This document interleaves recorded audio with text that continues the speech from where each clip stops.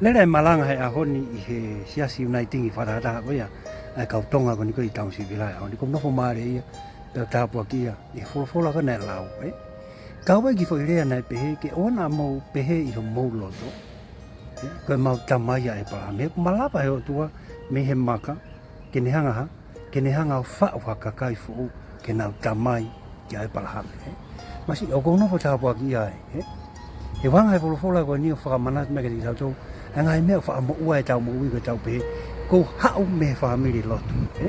Go hang out we now, but I'll fear, but I'll bore a poor eye. In a wine hour, we go to open.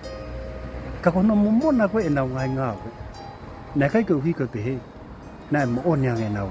Now iloi I told Taha or ya, and more on now to go now iloi go calais.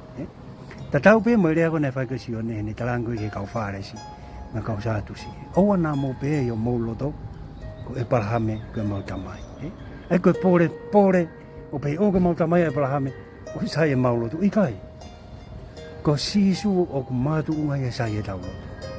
Go sai go moia e parhame, go in e matu unga moia e parhame, e si su.